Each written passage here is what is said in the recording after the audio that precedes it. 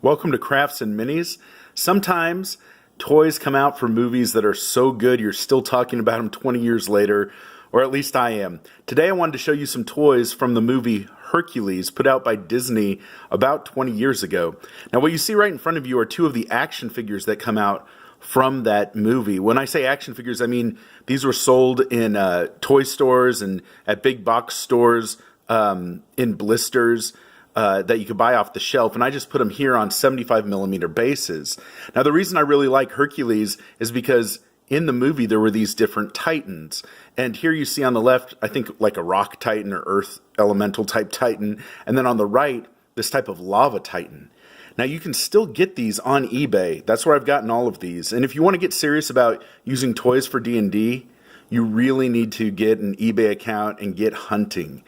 I love the versatility of these models because even though they come pre-painted, if you prime them, base them, paint them a different color, or make just a few simple conversions, you can use these for all sorts of things in your tabletop role-playing game like Dungeons and Dragons.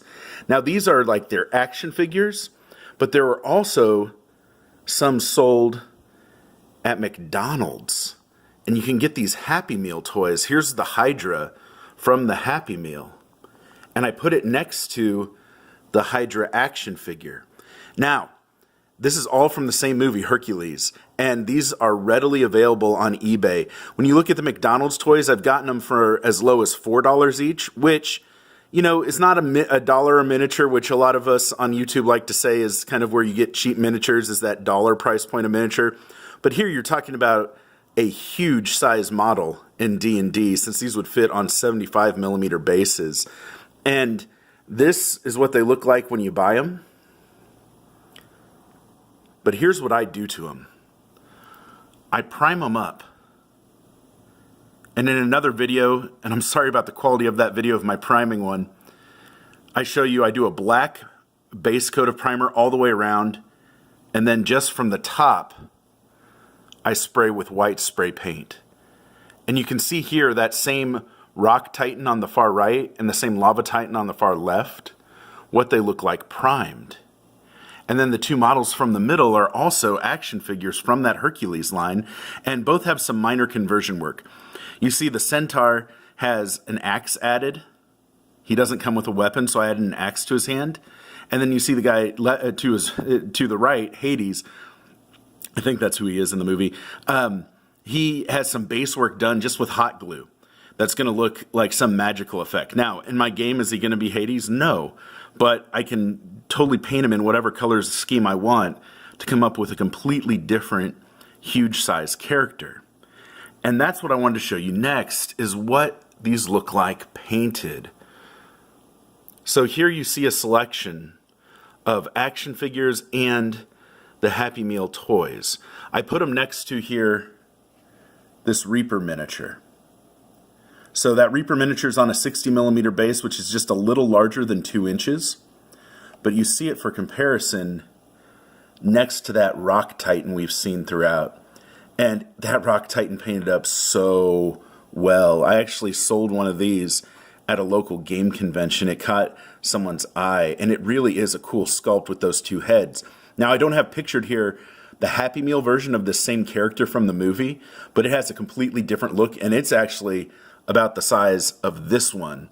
This next Titan painted up like a stone effect, had a little conversion work done to it. It was one of the Ice Titans from the movie. That's head would pop off, and it had like kind of a fin back to its head, so I chopped that off. I used some basing pumice material that you'd put on bases to cover up the seam, and some hot glue really before that to cover up the join of the neck. And it looks really sharp now. And I've actually been able to sell one of those on eBay because it looks amazing for an earth elemental coming out of the ground, breaking free, and it looks really sharp. And then here finally is this Cyclops, all painted up.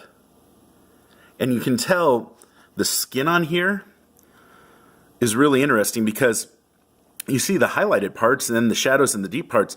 Most of that is because of the way I do my skin tones that'll show in later videos. But you just take that zenithal highlight, the black all around, the white on top, and then you use an ink, an artist ink, to go around, and the shadows will naturally be there then, and the highlights will naturally be brighter. So it works out really well.